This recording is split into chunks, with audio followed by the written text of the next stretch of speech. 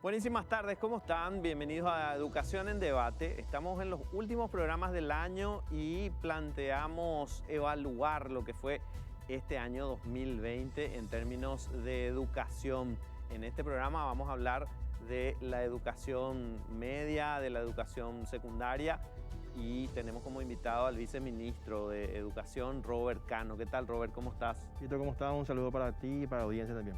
En un ratito más se suma el director Miguel Marecos del Sindicato de Directores de Instituciones Educativas Públicas y la tenemos ya a María Gloria Amarilla Maglo, como la conocemos, de la UNEPI, Centros de Estudiantes del Interior. ¿Cómo estás, Maglo? ¿Cómo te va? Buenas tardes, Tito. Buenas tardes, viceministro. De verdad es un gusto nuevamente estar en este espacio súper importante para los estudiantes. Bueno, quiero empezar con el viceministro Robert Cano haciendo una primera evaluación de lo que fue este año. Bueno, nadie tenía previsto que pasemos por lo que pasamos, una pandemia, una situación que al mundo lo tomó por desprevenido. ¿Cómo evaluaría la reacción, la respuesta del MEC ante lo que fue un problema mundial? Sí, gracias, Fito, por la oportunidad de estar aquí y compartir un poco las reflexiones que con el equipo y con el ministro estamos haciendo casi a diario, ya apuntando al 2021. El año 2020 fue un año de muchísimos aprendizajes. Hay que recordar que, como bien decías, nadie estuvo preparado para esta situación.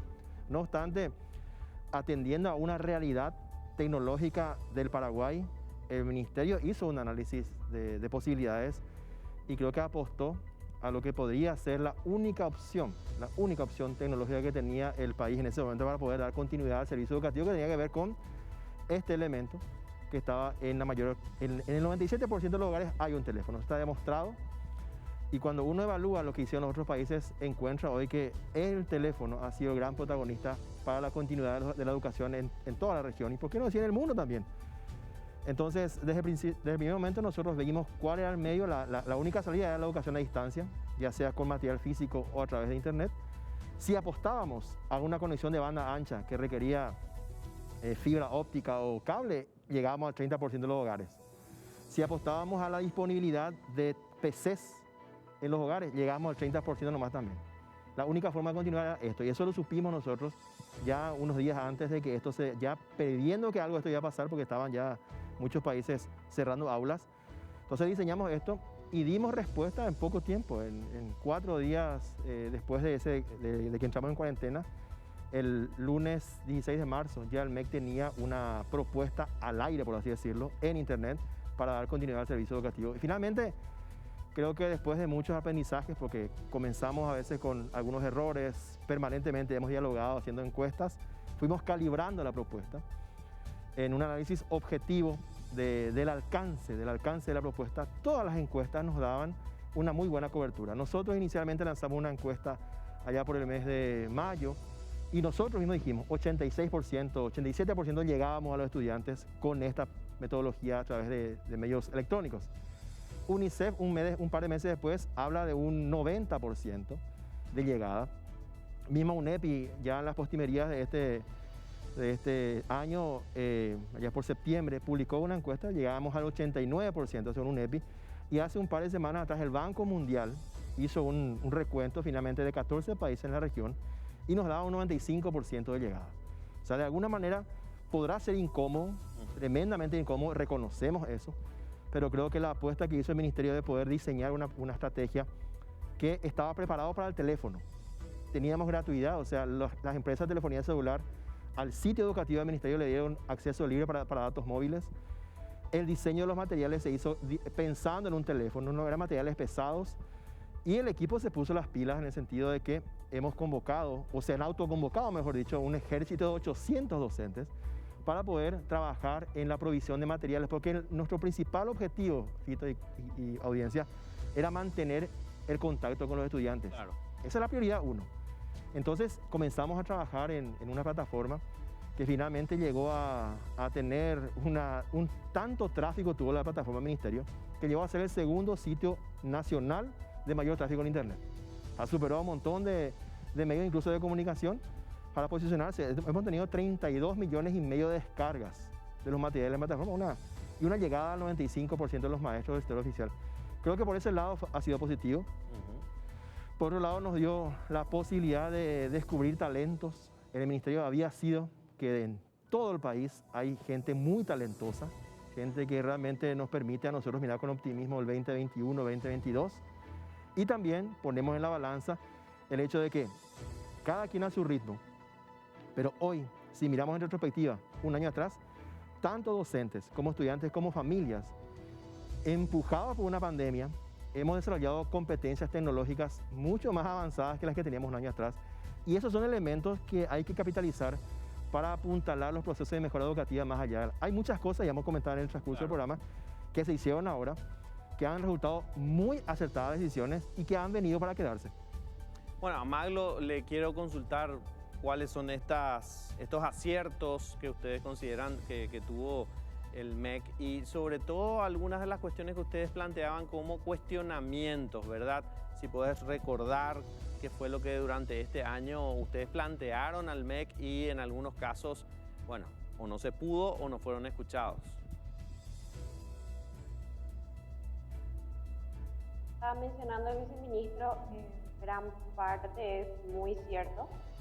Ellos dieron la respuesta que podían dar, sin embargo, sabemos que la educación no es cuestión de solamente dar los materiales o solamente el MEC pone de su parte y ya está, sino que es un trabajo en equipo de docentes, estudiantes, padres de familia, el MEC. Cuando uno de ellos no hace su trabajo, entonces todo ese sistema prácticamente no funciona.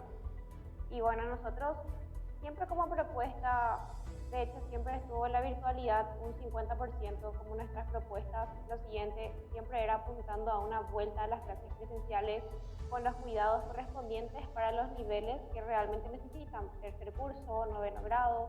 La gente que estaba por terminar una etapa, ellos tenían cierta prioridad a la hora de vuelta a clases y nosotros siempre quisimos a partir de septiembre más o menos, incluso también la modificación del calendario escolar para tener más tiempo de clases, porque nuestro objetivo siempre es el aprendizaje por sobre todo, porque sabemos que la virtualidad, aunque llegue a un 90-95% de los estudiantes, eso no significa que todos ellos van a aprender. El aprendizaje se habrá dado, creo que de menos de un 40% incluso. No recuerdo bien ahora mismo los resultados de nuestra encuesta, pero siempre va a ser menos, mucho menos la cantidad de estudiantes que realmente aprendieron, porque muchos trabajaron solamente por WhatsApp, sin ninguna explicación, solamente la lectura del PDF, copiar, pegar, buscar de internet. Incluso en una clase un solo compañero era el que realmente hacía la tarea y era el que le pasaba a todos los demás, el resto entregaba nomás ya. Así que lo que nosotros realmente criticamos es que no se le dio prioridad a el aprendizaje, simplemente que el estudiante siga en el sistema educativo, pero no que se aprenda realmente. Y es un miedo que nosotros tenemos como estudiantes, que aquellos que están en niveles mucho más bajos, por ejemplo, primer curso, que este año fue todo virtual, no aprendieron absolutamente nada, que el siguiente sea de esa manera otra vez, o como siempre dicen, el famoso híbrido, que tenemos ese miedo realmente que sean demasiados años en que no se dé prioridad al aprendizaje e incluso también a la salud mental, porque esa también es una parte que los estudiantes realmente sufrimos mucho este año, y ahora que estamos terminando nuestras actividades y que nos estamos concentrando ya o que nos estamos viendo ya para descansar o para ir a la universidad, qué sé yo, nos estamos dando cuenta de que este año realmente pasamos por muchas cosas y nos preguntan si es que nos estresamos o si es que nos afectó esta pandemia y no sabemos realmente qué responder, pero muchos pasamos por incluso depresión, ansiedad, estrés, entre otras cosas. Maglo, quiero que te quedes ahí. Voy a adelantar un poquito la pausa para que se pueda sumar Miguel Marecos aquí a la mesa y a la vuelta le respondes a Maglo, viceministro, ¿sí? Vamos a la pausa, ya volvemos.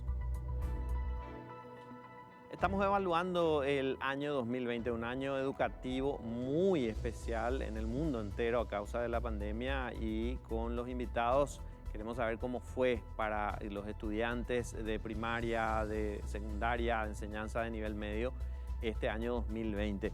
Maglo hacía un cuestionamiento principalmente en cuanto a aprendizaje, viceministro, y bueno, aprovechemos para responder un poco. ¿Cómo fue el aprendizaje en este año 2020? Algo que ya venía mal antes de la pandemia. Buen punto, Fito. Realmente es cierto. Respondiendo antes a la propuesta que tuvo UNEPI inicialmente de retornar allá por septiembre más o menos, consideramos que no es una decisión unilateral del ministerio.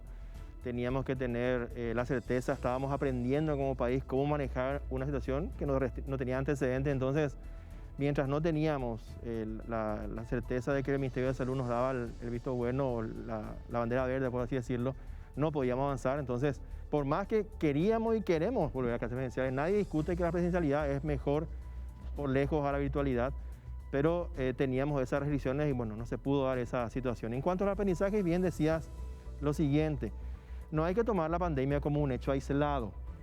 Hay cosas que se atribuyen exclusivamente a la pandemia y ocurren frecuentemente incluso en la presencialidad.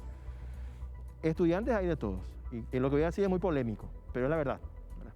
Hay estudiantes sumamente dedicados, estudiantes que son responsables, que son abnegados, como ella, como María Gloria, por ejemplo, pero están sus antagonistas también. Eso existe en todo, existe en el compromiso, en la capacidad, existe en todo. Entonces, esa dualidad existe, y se acentúa mucho más en pandemia.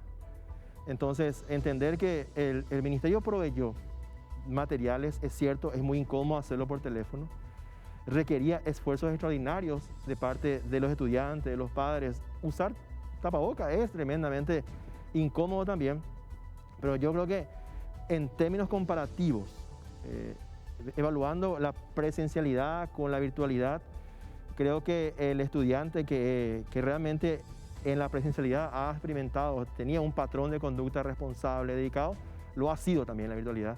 Y aquel que no, que también existe, lastimosamente, al amparo de una situación donde no había prácticamente control directo de parte del docente, ha tenido un año un poco diferente.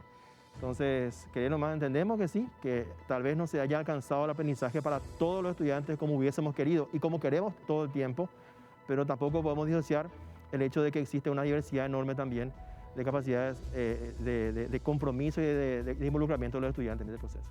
Bueno, se sumó el profesor Miguel Marecos del Sindicato Nacional de Directores de Instituciones Públicas. Profesor, ustedes durante todo este tiempo vinieron haciendo cuestionamientos al MEC respecto a las medidas que se tomaban. ¿Cómo evalúan este año 2020 en cuanto a llegada, en cuanto a aprendizaje? Bueno, buenas noches en primer lugar, apreciado amigo Robert, Fito, amable audiencia. Sí, la verdad que este fue un año bastante atípico, no solamente acá, sino en todo el mundo, ¿verdad? Porque nadie tenía la receta mágica para poder encarar algo tan grave como la pandemia. Esto no es el dengue, ¿verdad? Sino va en progresión geométrica, ¿verdad? El contagio, entonces es mucho más riesgoso. Nosotros tuvimos un año bastante difícil, como lo dije siempre, después de que los estudiantes de la FENAES hayan pedido la interpelación del ministro Peta y se dio el voto de censura, recién se empezó a trabajar en equipo, ¿verdad? Paralelo a eso, el MEC siempre hacía su trabajo, ¿verdad? Mal o bien, ¿verdad? Lo estaba haciendo. Nosotros hace mucho tiempo queríamos darle algunas recetas en base a la experiencia, porque hace 30 años estamos en el sistema. Entonces fue un año muy difícil.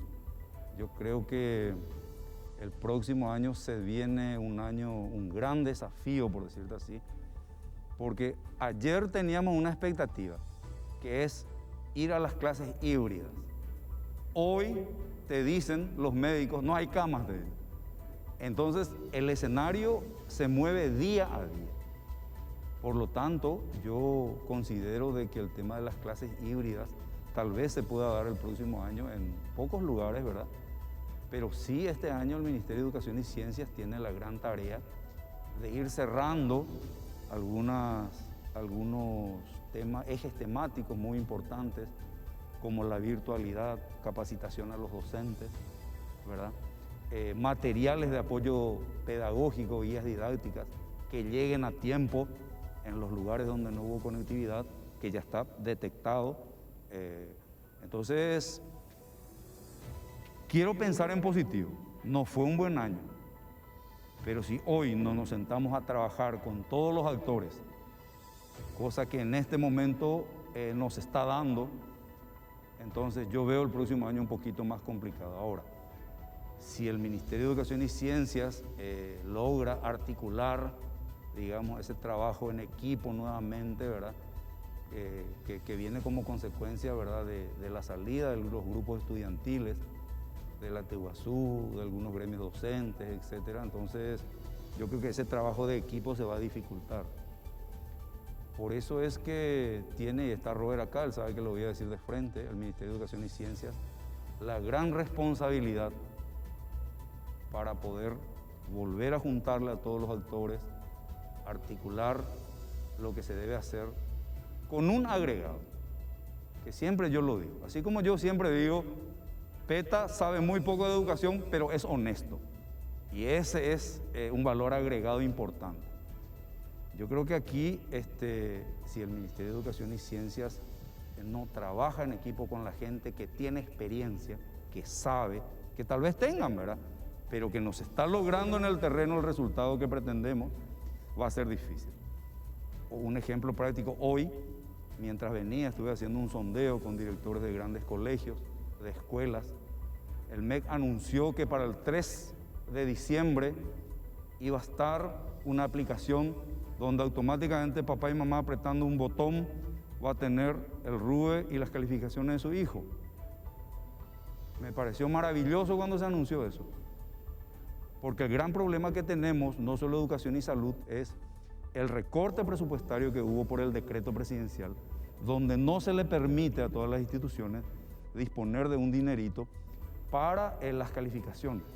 Para los boletines. Para los boletines, las calificaciones del RUE, los títulos sí los da el MEC, eso lo dije la otra vez, los certificados de estudio de tercero de la media, por ejemplo, ¿verdad? Por ejemplo, la directora del colegio Izatú tiene 1.500 alumnos. Hasta el viernes tiene tiempo de cerrar. 1.500 mensajes tiene que enviarle a 1.500 padres en PDF con las calificaciones. De dónde ella quita los insumos, etcétera, etcétera. O sea, son factores que el MEC tiene que tener en cuenta, ¿verdad? Y pelear donde se debe pelear para que el recurso financiero no sea un problema. Porque el otro día Robert sabe, y creo que se molestó un poquito conmigo, pero tal vez hoy me dé la razón, cuando yo dije, no es conveniente que los estudiantes vayan a socializar. ¿Por qué? Porque ¿qué es socializar? Y ahí en un diario, no voy a decir cuál, ya sale un niño mirándole a la niña, ¿verdad? Porque van a ir a pasarse la mano, a saludarse. No es conveniente, puede haber contagio comunitario. A Dios gracias, se hizo un consenso entre papá, mamá, los docentes, el director del colegio, y se determinó de que no vayan estos estudiantes de tercero de la media, ¿verdad? Porque no era para rendir, no era para dar un nuevo contenido. Claro, era opcional. Entonces, son situaciones, tomo eso como ejemplo porque, así como dice Robert y dicen otra gente, hay que encarar el problema, punto. Nosotros estamos predispuestos a colaborar con el MEC, pero en un ambiente de trabajo coordinado, planificado, donde todos los actores podamos aportar. Cierto, hay actores sociales que tienen una ideología de izquierda, por ejemplo. Entonces, lógicamente, eso van a ser los Contreras siempre, los dirigentes. Y ni por más de que vos le pongas, no sé, todo lo mismo te van a cuestionar. Pero esos son los casos menores si se llega a trabajar con los otros actores, ¿verdad? Nosotros mismos como directores estamos y siempre lo dije, plenamente dispuestos a ayudar, pero por favor que se nos escuche. Yo fui director del ICE. Antes de ir al viceministro, Maglo, ¿había o no había ambiente de trabajo en estas reuniones del MEC? ¿Ustedes cómo lo vivieron como gremio de estudiantes? No había ambiente de trabajo realmente. Había, más que nada porque no había unión entre los sectores, entre docentes, estudiantes, padres de familia. Habían los Contreras, que más que nada eran los adultos. Y puedo decir que no es tanto la gente de izquierda la que no quería trabajar, ¿verdad? Pero realmente nosotros siempre participamos en cada una de las reuniones como UNEPI porque usábamos ese espacio para enterarnos de las decisiones que tomaba el MEC. Porque al final era como que ellos presentaban un plan unos días antes de sacar y y uno tenía que opinar sobre eso, pero no había una votación real, no había nada, entonces nosotros utilizábamos ese espacio para informarnos y acceder a cualquier documento oficial rápidamente y así poder informar a los compañeros sobre lo que estaba pasando y así también a los docentes, entre otras cosas.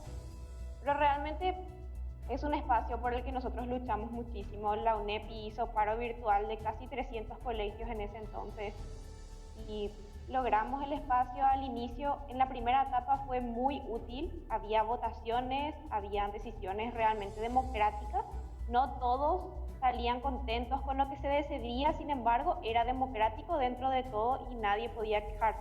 Pero desde esta segunda etapa ya el trabajo fue bastante, daba que desear. Las reuniones se cancelaban, temas importantes no se discutían, así que nada, este espacio sería interesante que se vuelva a abrir como tiene que ser, que se trabaje en estas vacaciones sobre lo que se hizo mal, para poder mejorar eso, porque la virtualidad va a seguir, lastimosamente va a seguir esto. Por lo tanto, tenemos que mejorar y trabajar en equipo, obviamente. Y como estudiantes, nosotros siempre vamos a seguir participando las veces que se pueda. Quiero agregar algo sobre lo que está diciendo la niña. Y estando acá Robert, él sabe que le voy a decir de frente, ¿verdad? La evaluación cualitativa se logró dentro de un ambiente democrático, donde, como dice la niña, donde todos opinábamos. Incluso recuerdo una vez se llevó a votación una postura que yo tuve, Robert, ¿verdad? Por un tema, pero la primera etapa fue magnífico, el trabajo en equipo que se hizo en el Ataiguazú. Eso hay que rescatar. Se le escuchaba todo, bueno, no había consenso, cualquiera podía hacer catarsis, pero bueno, señores, votemos. Lo que dice la mayoría en democracia. Pero pareciera ser lo que dice la niña, de que en la segunda etapa hubo algo que hizo que se vayan retirando algunos gremios, ¿verdad? Como creo que la FEDAPI, algo así, bueno, etcétera. vamos a preguntarle. Entonces yo creo que Robert nos puede dar esa explicación, qué pasó, ¿verdad? Sobre eso, ¿verdad? La frecuencia de las reuniones de la primera etapa ha sido prácticamente semanal. Tuvimos como 15 reuniones semanales en la primera etapa, donde teníamos definitivamente que hablar mucho de muchos temas, porque estábamos comenzando a trabajar juntos en este proceso de cogestionar la pandemia. Y como dice María Gloria y también Miguel, se han tomado decisiones en base a no consenso, porque llegar al consenso es muy difícil, pero por lo menos acuerdos mínimos que permitieron incluso sentar las bases de la segunda etapa. En la primera etapa se definió la evaluación cualitativa y las justificaciones. Mira, de esas 15, como 6, 7 reuniones fueron solamente evaluación. Y se definió también que la segunda etapa iba a ser cuantitativa, así tal cual se hizo, ¿verdad? En la segunda etapa tuvimos menos reuniones, de alguna manera, porque ya teníamos una dinámica de cierre, es una segunda etapa muy corta también, ¿verdad? Y hubieron situaciones en las cuales algunas posiciones de padres o docentes o estudiantes lastimosamente no se pudieron cumplir tal cual se quería. Nosotros hubiésemos pretendido siempre que si algún grupo su propuesta no se da lugar, por así decirlo, por lo menos continúe como lo hizo UNEPI. UNEPI, los jóvenes dieron el ejemplo, ¿eh? Los jóvenes se quedaron hasta el final. No hubo grupo estudiantil que se retiró. FENADE inclusive aparecía con sus representantes, UNEPI también hasta el final, ¿verdad? Como bien decía ella, los adultos de repente son los que de repente manifestaban una actitud hasta, no sé cómo llamarla, ¿verdad? Pero lamentábamos profundamente que gremios docentes, al no darse, por ejemplo, esa pausa que pidieron de 15 días en medio de un momento tan delicado, donde dijimos bien, tenemos que compatibilizar el marco legal con esto. 15 días, está bien, vamos a 15 días, pero 15, ahora ya hemos estado en clase, sí, por ejemplo. Ahí los estudiantes dijeron, no, sigamos. Los docentes dijeron, no, y algunos se retiraban por esa actividad. Son actitudes que lastimosamente no podemos controlar, pero seguimos siempre abiertos nosotros al diálogo, por supuesto que sí. Ahora mismo tenemos una propuesta que lo estamos trabajando a la interna y que no se tome a mal.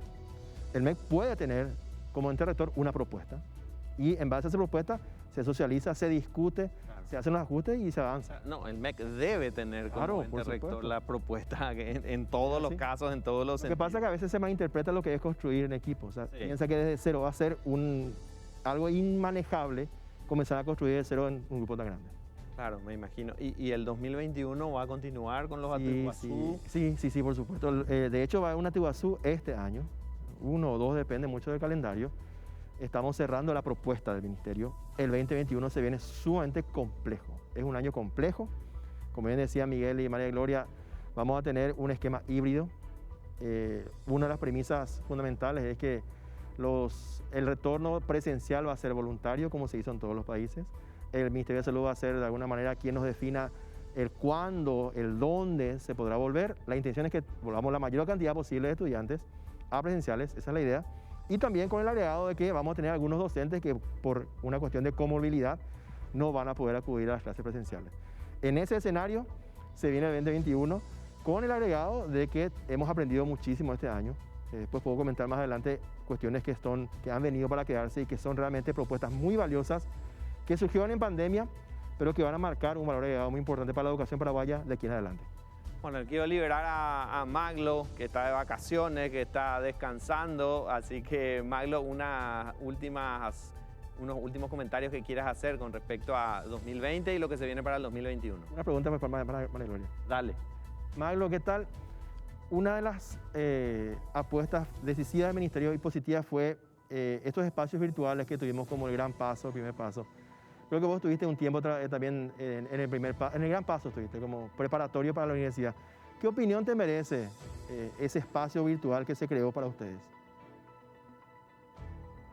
Bueno, creo que ese espacio fue el más acertado, fue lo que le salvó a muchos estudiantes, porque realmente lo que necesitamos es explicación de nuestras clases. Creo que sería interesante que eso se aplique para el próximo año, que hayan profesores encargados de explicar así, con pizarra, videos, viéndole la cara al docente de cada clase, o al menos de las materias más importantes, que al final vemos que no es tan complicado esto, porque hay docentes que realmente son geniales y que van a dar de su tiempo tranquilamente para poder explicarle a los estudiantes, porque eso es lo que necesitamos. Al final, el que quiera aprender es el que va a esos espacios y mira los videos, se queda ahí horas y aprende.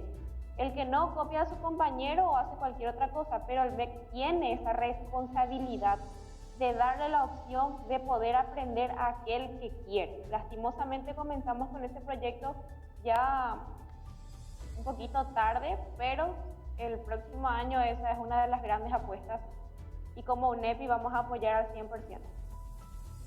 Bueno, Maglo, gracias y felices vacaciones, ¿sí? Vamos a ver si el año que viene ya te vemos como dirigente estudiantil universitaria, así que te vamos a seguir invitando. Gracias.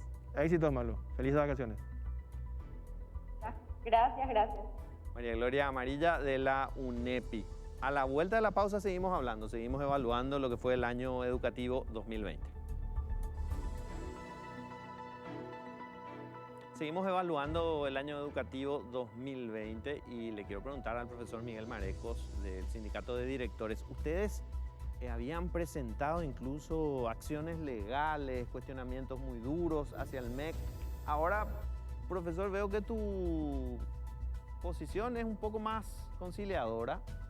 Están evaluando qué ocurrió, cambió un poco la posición del SINADI. Y sí, porque hasta que venga el aguinaldo ya empeñamos los televisores y las heladeras, como dije por la prensa y lo ratifico, porque como habíamos dicho el otro día, el problema se genera en el Ministerio de Hacienda, porque el Ministerio de Educación envió el STR, que es la solicitud de transferencia de recursos, en base a un presupuesto anual que hay para el tema de la gratuidad, pero sin embargo el Ministerio de Hacienda no desembolsó y el plan de caja que tenía el Ministerio de Educación, según lo que me dijo el director de Administración y Finanzas, era algo así como 11.000 millones de guaraníes, que no daba para hacer una distribución entre 9.500 escuelas y colegios. Entonces, hoy la directora del colegio de Izatú está debiendo 7 millones de guaraníes. 7 millones a hoy.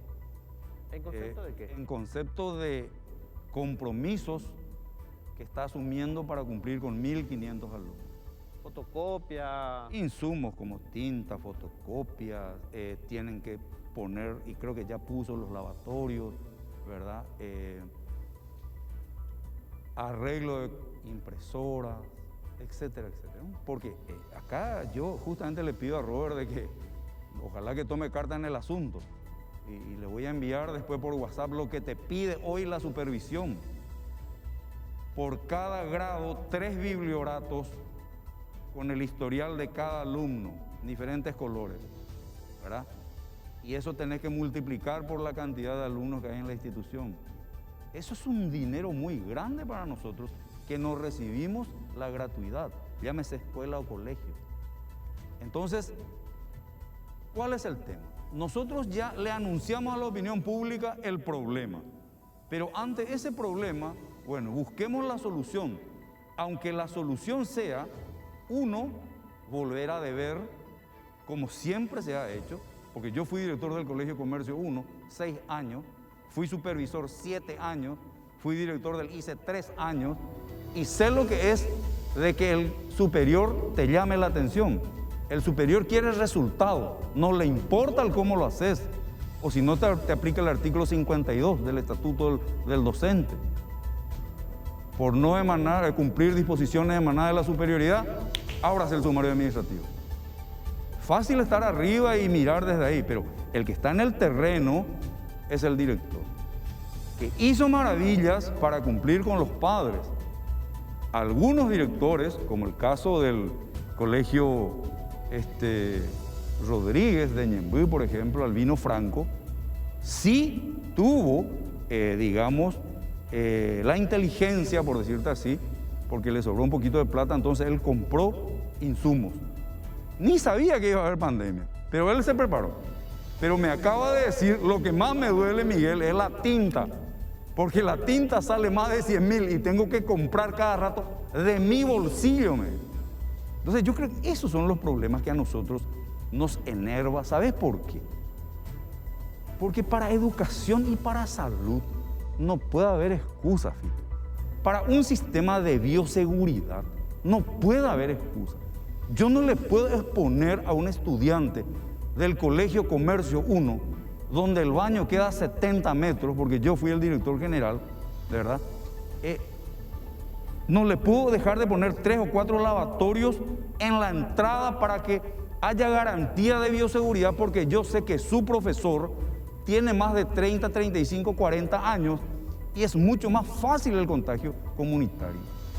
Entonces, por eso es que nosotros dijimos, bueno, acá no hay fondo de la gratuidad, vamos a comunicar que no hay. Y algunos directores, como vos escuchaste, estuvo en tu programa, te dice vamos a tener que empeñar, y se empeñó. Ese nomás es el tema, ¿verdad? Nosotros, vuelvo a repetir, la mejor predisposición para colaborar en lo que nos pidan, pero que se den las garantías de bioseguridad. Ese nomás es el problema que tenemos los directores. Viceministro, es uno de los temas, el de la gratuidad. Y ustedes no tienen solución para como eso. bien decía Miguel, como siempre se hizo, hijo. Sí. Escuché eso, ¿verdad? Por eso siempre es importante aislar las cosas, y mucha gente atribuye a esta situación de pandemia como una cuestión que se dio ahora nomás. Hay modus operandi, y los directores sabrán, lamentamos mucho, que es como que van bicicleteando, van debiendo, van comprometiendo, viene la gratuidad, se oxigena con la gratuidad y de vuelta a tomar esa posición. Eso, y valoramos muchísimo esa actitud de compromiso de los directores, y lamentamos que circunstancialmente tengamos una situación como esta que nos restringe recursos, pero hablamos con el ministro, el tema de la bioseguridad es algo que nos preocupa muchísimo, y él va a tomar cartas en el asunto para poder disponer de esos recursos que mencionaba Miguel, para que no falte eso. O sea, hicimos cálculos de escenarios, y el peor de los escenarios hemos puesto como meta para poder garantizar a vuelta de clases que ninguna escuela, ningún colegio falte recursos para eso que mencionaba Miguel, que es tan importante. Viceministro, antes de la pausa hablabas de los aprendizajes y lo que va a quedar como algo positivo de este 2020. ¿Cuáles son esos aprendizajes? Y realmente muchos aprendizajes, ¿verdad? Uno, lo que comentábamos con María Gloria antes, en el bloque anterior, de algunas estrategias que hemos descubierto. El primer paso, el gran paso. El próximo año va a ser un año de transición. Confiados estamos en que el 2022 volvemos a clases presenciales plenas, pero va a ser una nueva presencialidad. ¿Por qué? Porque en estos 2 años entre pandemia y transición vamos a estar siendo diferentes. El MEC va a ser diferente. El MEC se reconvirtió, el MEC ha tenido que reflexionar sobre muchas prácticas tradicionales, ha incorporado otras como por ejemplo las del docente nacional. Conocimos el poder de las clases virtuales. Tanto docentes como estudiantes a la vuelta de la presencialidad van a contar con recursos mucho más sustentables para poder mejorar los aprendizajes, que fue una gran deuda que hemos tenido históricamente. Entonces, una de las prácticas que van a venir para quedarse tiene que ver con que el MEC va a poner a disposición de sus estudiantes y sus docentes clases que permitirán consolidar los aprendizajes de los estudiantes. Como bien decía ella, van a estar grabadas las clases. Si uno tiene una duda, de hecho, hoy hacen los estudiantes eso. Los estudiantes hacen le tienen al profe Julio, al profe Ginzo, y entran ahí y ven y entienden. Entonces vamos a tener eso de parte de su ministerio como producción propia. Tenemos ahora un mayor conocimiento de la tecnología va a ser parte del proceso mucho más frecuente porque hemos adquirido capacidades. Y lo que decía Miguel también es muy importante, revisar los procesos administrativos burocráticos, como bien decía él, la cantidad de papeles que se piden es exorbitante. Hay una ley de cero papel que para nosotros es fundamental implementar y estamos hablando de la modernización del ministerio, en lo que implica que los procesos que hoy día se desarrollan a través de biblioratos y a mano, eso va a ser parte del pasado. El 2021 va a ser un año que vamos a implementar procesos que nos van a garantizar el nacimiento, por así decirlo, de un ministerio mucho más eficiente, mucho más dinámico y mucho más moderno. Ahí quiero complementar lo que dice Robert, que es muy importante, Robert, para que lo tengas en cuenta. Para nosotros, como vos decís, este pedido de biblioratos con documentos es innecesario, porque se carga en el RUE. El MEC tiene ese archivo. ¿Por qué le pido otra vez a los directores para que nosotros imprimamos y llevemos a la supervisión?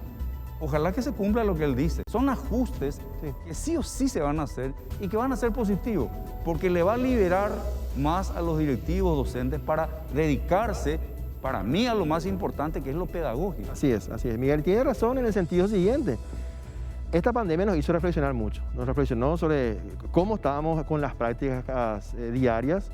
Y una de ellas justamente era esa. Teníamos un MEC tremendamente burocrático que no hacía uso de lo que ya estaba hoy disponible, que es la tecnología. Entonces, eso vamos a estar. Y hoy le tenemos, a fuerza de las circunstancias, a docentes mucho más duchos en el tema tecnológico, directores también, porque todos fuimos empujados a utilizar forzadamente, aunque sea la tecnología. Entonces, eso pienso que el balance al final de la pandemia para la educación va a ser muy positivo, porque primero nos sobreexigió, nos sacó de la zona cómoda y nos permite tomar acciones que antes tal vez iban a tardar años en implementarse. Bueno, a la vuelta de la pausa hablemos del tema pedagógico, del docente nacional, esta nueva figura que quedó en términos pedagógicos para los docentes en este año 2020, que hay que mejorar sobre todo. A la vuelta de la pausa hablamos de eso.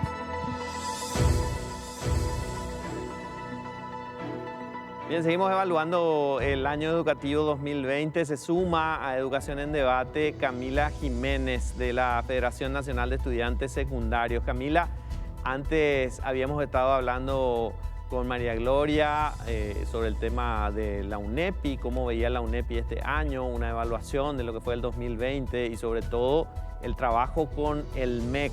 Queremos saber de parte de la FENAES cuál es la evaluación que ustedes hacen. Primero que nada, muy buenas tardes, gracias por el espacio. Quiero empezar, ¿verdad?, diciendo que la cuestión educativa en nuestro país es algo que todos sabemos que falta mucho mejorar, que debemos trabajar en conjunto en toda la comunidad educativa para poder justamente tener la educación por la que todos luchamos, siendo esta un derecho. Entonces, todo lo que conlleve conseguir una educación de calidad debe ser conquistado, ¿verdad? Este año fue un año durísimo para absolutamente todos y todas, y que en materia educativa, en definitiva, no paramos ni un segundo en exigir justamente todas las medidas posibles para que podamos llevar este año de una forma, vamos a decir, agradable o a lo menos digna, ¿verdad? Lógicamente dejó muchas cosas que desear, muchas situaciones que pudieron ser mejores, y que en definitiva el año que viene vamos a seguir lógicamente haciendo los ajustes necesarios para poder seguir nosotros haciéndonos escuchar, que podamos seguir conquistando, construyendo. En definitiva, eso es lo que respecta a una valoración general de todo lo que fue. Y también ya miras lo que va a ser el año que viene, que no va a estar nada fácil tampoco, pero en definitiva estamos nosotros y nosotras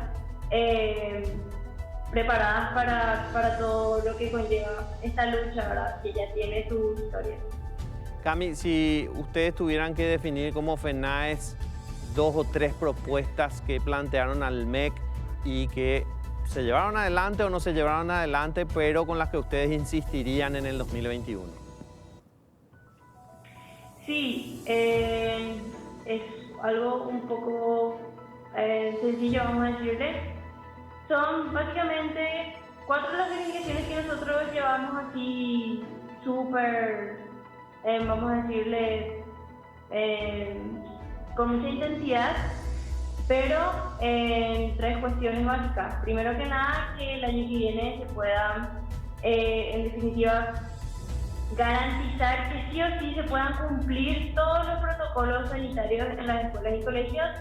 En segundo lugar, la cuestión de la alimentación escolar, que no sufra ni un recorte ni nada por el estilo. Y en tercer lugar, lo que sería la educación técnica, ¿verdad? Que no dejen olvidada la educación técnica. Entre paréntesis, reitero, este año antes de que empiece la pandemia ya habíamos nosotros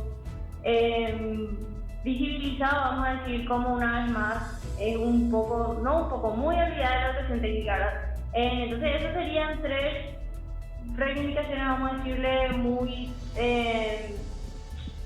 esenciales que tendrían que garantizar lógicamente para que nosotros podamos seguir justamente estando en un sistema educativo, teniendo en cuenta los factores que justamente implican en estas 3 reivindicaciones y generalmente hacen que los estudiantes decidan salir. Y encima otra vez en el contexto de pandemia, todos sabemos que también se viene una crisis económica, etcétera. Y cumpliendo con esos 3 puntos, por lo menos estaría garantizando que los estudiantes sigan teniendo motivación para pertenecer al sistema educativo. Viceministro, Sí. estas propuestas que hizo FENAES, ¿se pueden garantizar para el 2021? Sí, lo que hablábamos nosotros y mencionaba, y todos mencionaban el tema de la bioseguridad, sí, eso es una cuestión que es fundamental, prioritaria, porque estamos hablando del tema de condiciones de salud para el retorno a clases presenciales.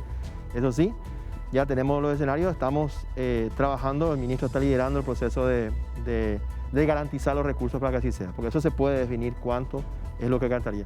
Lo que respecta a la alimentación escolar también, es un tema que se está trabajando desde hace tiempo. Esta pandemia nos hizo reflexionar.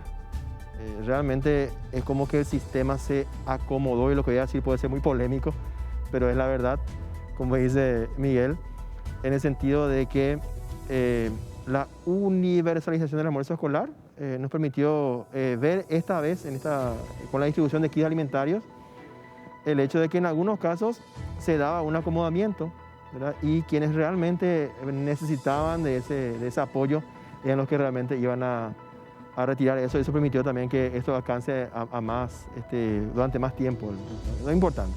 Y el tercer tema, con la educación técnica, no voy a ser quien da la primicia, no me corresponde, pero estoy seguro que el ministro en pocos días más va a hacer pública una noticia muy positiva para la educación técnica.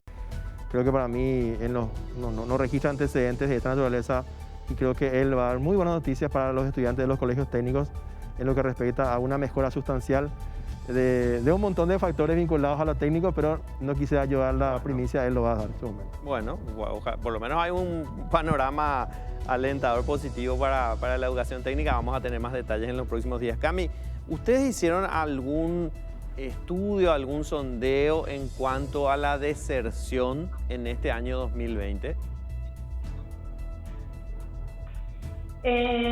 Como este año vamos a decir, nuestra técnica y nuestra forma de contactarnos con los compañeros y compañeras era netamente de forma virtual, podría decirse que de tú a tú podíamos nosotros saber las realidades de cada uno de los compañeros y las compañeras respecto, y una cantidad muy interesante. No lo contamos porque obviamente era algo así muy denso, vamos a decirle. Claro, muy personal. Pero en definitiva es una realidad que sí, muchísimos compañeros estuvieron en una de las dos situaciones. O directamente desertaron, dijeron voy a ponerme a trabajar ahora para ayudar a mi familia porque esta pandemia pegó muy mal, etc. Y por otro lado trabajaban de día, no participaban de las clases virtuales y directamente copiaban las tareas y entregaban por las plataformas, ¿verdad? O sea, básicamente esas situaciones no serían las más adecuadas para garantizar el hecho de que el estudiante, a pesar de tener en todos los medios, pueda aprender algo. Entonces ese también es un punto así que queda muy pendiente. Vamos a ir buscando los mecanismos para que esas situaciones justamente no sucedan más. El año que viene estamos hablando de la posibilidad de volver a las clases presenciales y déjenme decirle que es algo que los estudiantes es lo que más esperan y anhelan. Y no sé qué soporte tendría el estudiante al darse cuenta que el MEC, por ejemplo, no le pueda garantizar volver a las clases presenciales y qué motivación le pueda dar para un año otra vez volver a repetir algo que no fue para nada agradable este año. Si bien hablamos de adaptarse y demás cuestiones, hay que reconocer que la situación y el escenario pudo ser mucho mejor en la educación. Director, ¿ustedes cómo vieron este tema de la deserción en un año tan difícil? Es muy importante tu pregunta, ¿verdad? No sé si el viceministro va a corroborar o tiene otras cifras, pero nosotros tenemos una estadística que nos dice de que casi no hubo deserción, muy poca deserción. Traslados en menor grado también. Lo que sí hubo, y que es la pelea de todos los días, de los docentes con los padres, es que vos le das las tareas y ese retorno de las tareas es la dificultad que hemos encontrado. Le das la tarea 20 y te devuelven 10 y tenés que estar peleando uno a uno con los 10 restantes, recibiendo a veces los insultos de papá y mamá, que es hasta comprensible, porque a veces prefieren, ¿verdad? O hay un solo celular en una casa y 3, 4 hijos, etc. Ese problema sí detectamos. Pero en términos de deserción escolar, no, casi nada. Y vuelvo a repetir, en menor grado también el tema de traslado, muy poco. Bueno, y si no hubo deserción, en base a los datos que ustedes manejen, esa brecha, ¿cómo se dio? Esa brecha de chicos que, bueno, recibían las tareas y directamente, o porque no había suficientes equipos en casa, o porque estaban ayudando económicamente a la familia en un año muy complicado, aumentó la brecha, eso empeoró en este año 2020. Mira, habían dos principios que regían para el MEC la pandemia. Uno era la predictibilidad.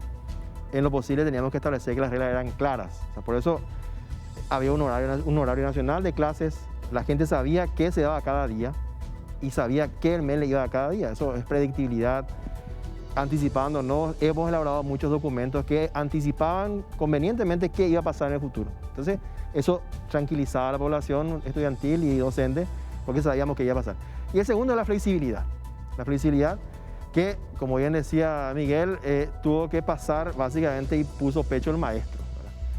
Porque la realidad de la casa, el MEC, es el reflejo también de las iniquidades sociales. Las aulas son reflejo de las iniquidades sociales. Absolutamente. Y por eso ahí el agradecimiento, la felicitación a cada uno de los docentes que pudo hacer frente a eso a costa de tiempo personal, a costa de un montón de otras situaciones, pero se puso a prueba el compromiso del maestro, que supo acompañar el hecho de que el estudiante haya tenido situaciones bastante particulares.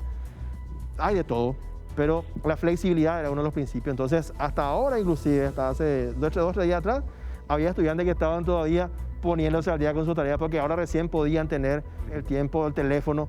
Entonces, y los docentes, gentilmente, aún a costa de tiempo personal, siguen apoyando a estos estudiantes. Así que fue un año complicado, nadie discute eso, pero gracias al compromiso de gran parte de los estudiantes y los docentes y los padres, pudimos sacar adelante esta educación. ¿Ustedes tienen cifras de deserción en este año 2020? No tenemos, y realmente técnicamente las cifras de deserción se sacan al año siguiente. Claro. Cuando veamos quién es lo que está. Matriculación. Exacto. Bueno, a la vuelta de la pausa hablamos del tema pedagógico, cómo lo vieron los estudiantes. Ahí está Camila de FENAES, cómo lo vieron los docentes y sobre todo cómo lo evalúa el MEC en un año muy particular. Último bloque a la vuelta de la pausa. Bloque final de Educación en Debate, en este sábado en el que evaluamos el año educativo para la educación secundaria. Le quiero consultar a Camila, desde el punto de vista de los estudiantes, ¿cómo fue la cuestión pedagógica? ¿Cómo vieron ustedes a sus docentes que tenían un desafío gigantesco, ¿verdad? Adaptarse a un momento difícil, adaptarse a nuevas tecnologías, salir de lo analógico y utilizar la vía digital para poder enseñar y llegar a todos ustedes. ¿Cómo evaluaron este año en cuanto a la docencia en términos pedagógicos?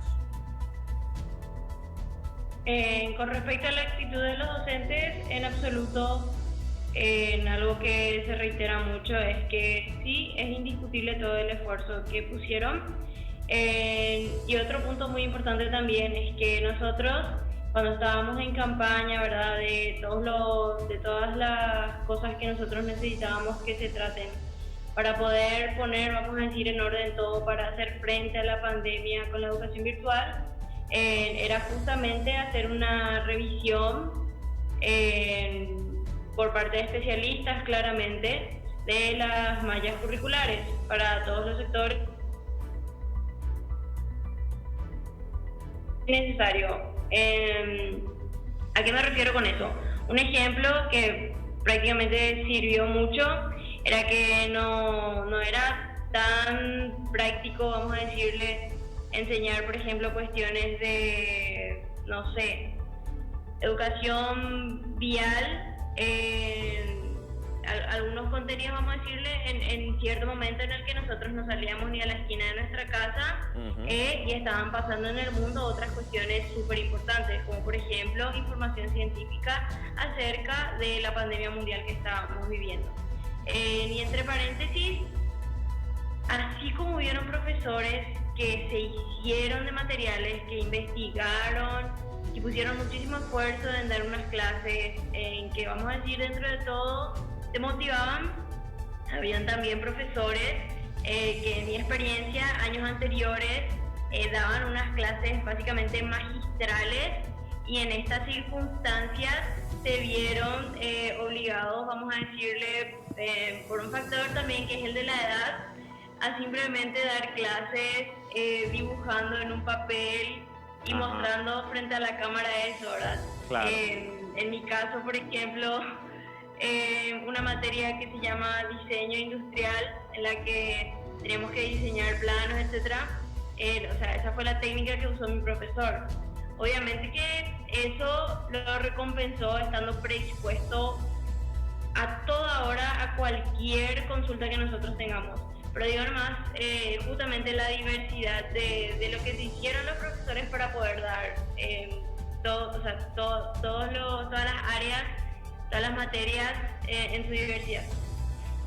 Y eso con respecto a esa cuestión, ¿verdad? La diversidad no faltó, sí. Y vamos a seguir el año que viene viendo cómo va todo y también acomodando a nuestras necesidades. Bueno, estaban fuera de su ambiente, obviamente. Los docentes tuvieron un desafío gigantesco este año. Sí, yo creo que sí. Por eso que no sé cuál es la posición del Ministerio de Educación y Ciencias, pero yo como especialista también, ¿verdad? Incluso voy a contar una anécdota. Cuando fui supervisor, hicimos la modificación de la malla curricular de lo que hoy se denomina el bachillerato técnico en contabilidad y administración de negocios. Antes era el bachiller comercial, plan 56. Nos dimos cuenta que estaba desfasado el tiempo, entonces hicimos el reajuste, tomamos un plan piloto. Yo soy un convencido de hacer planes piloto primero, porque después, como dice Robert, vos detectás todos los errores que pudo haber existido y después ya lo llevas como por un tubo. Entonces yo creo, desde mi punto de vista y desde el gremio de directores también, de que lo que se debe dar hoy día es una mirada a la malla curricular para el próximo año, considerando el tema de las clases híbridas. Y también lo que dijo Robert, porque estuve yo en los primeros momentos en la casa del presidente de la República, don Mario Abdo Benítez, y él también es un convencido de que la educación técnica y formación profesional, ¿verdad?, debe tener una mirada mucho más interesante desde el punto de vista del MEC, porque esa es la base. Seguramente el ministro lo va a anunciar, ¿verdad? Pero yo soy un convencido, porque me formé en esa escuela, ¿verdad?, de que inserción rápida al mundo laboral. Hoy día eso debe ser desde nuestro punto de vista.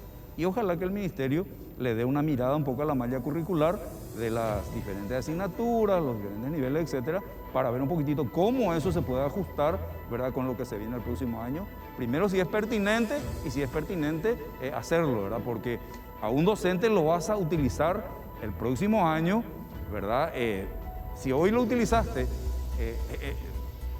no sé, en 3 dimensiones, el próximo año, con las clases híbridas, lo vas a utilizar en 6 dimensiones. Bueno, viceministro, en términos pedagógicos, ¿qué se viene? ¿Qué hay que mejorar? ¿Qué hay que corregir? ¿Y qué es esta figura del docente nacional que se plantea? Antes que nada, quisiera decir, no es, la intención del ministerio no es que las clases híbridas impliquen una sobrecarga para el maestro.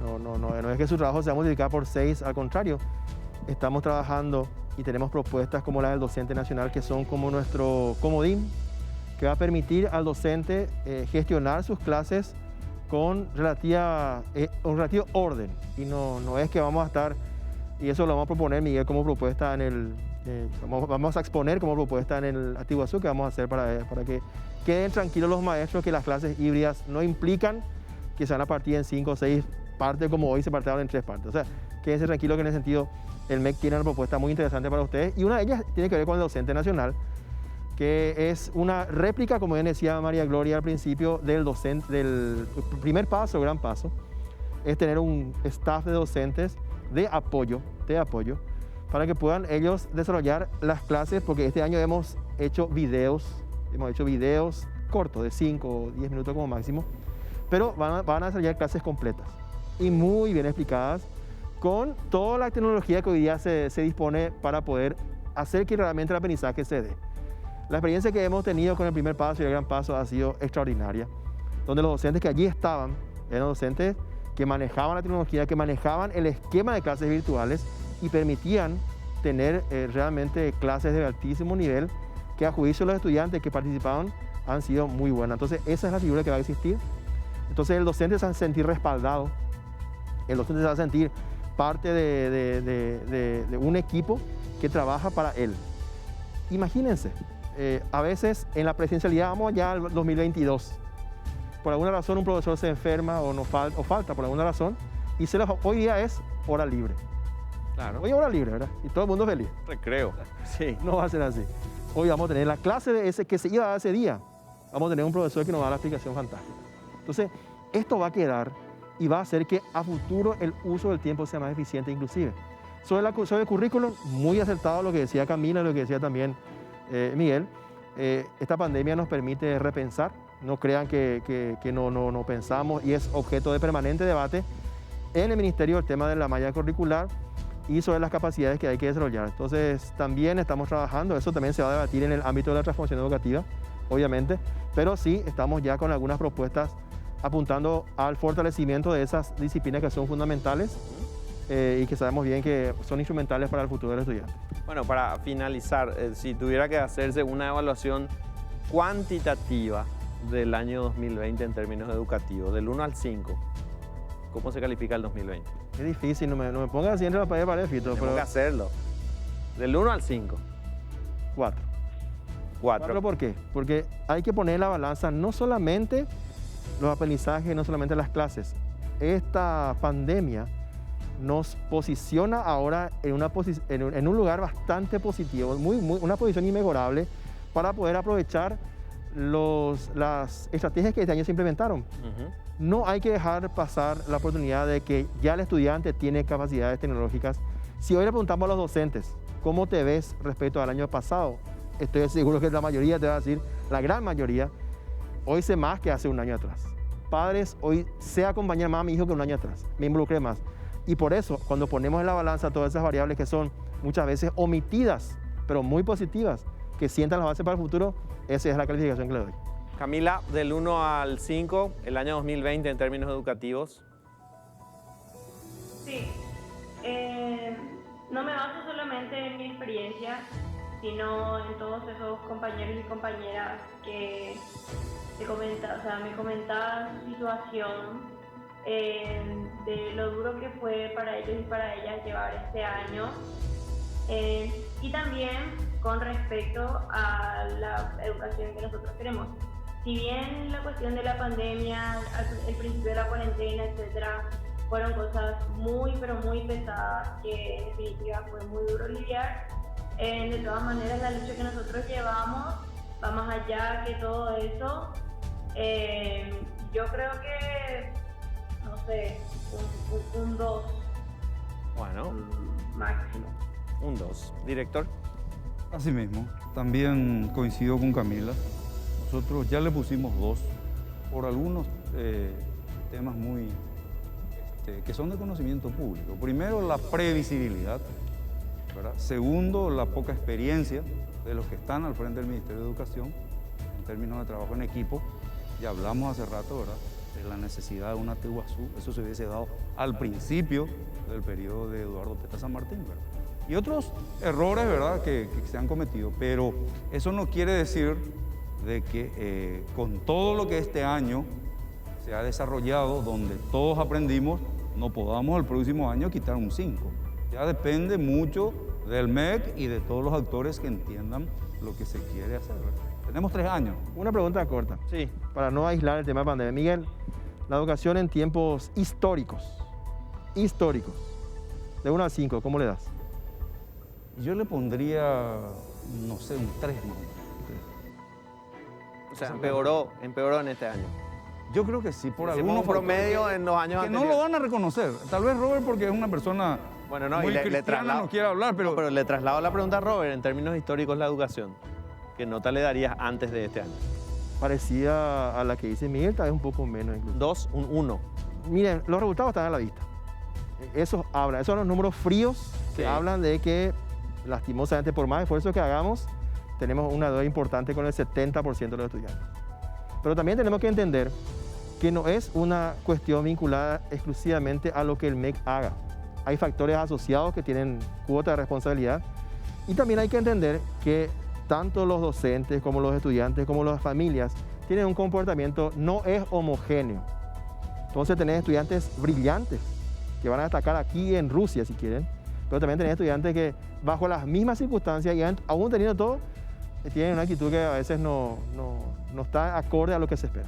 Bueno, les agradezco, Camila, gracias por estar en representación de FENAES. También estuvo antes María Gloria Amarilla de UNEPI. Acá le agradezco al profesor Miguel Marecos, que siempre muy gentilmente asiste, y a Robert Cano, viceministro del MEC, que con todas las obligaciones que tiene se hizo de tiempo para estar.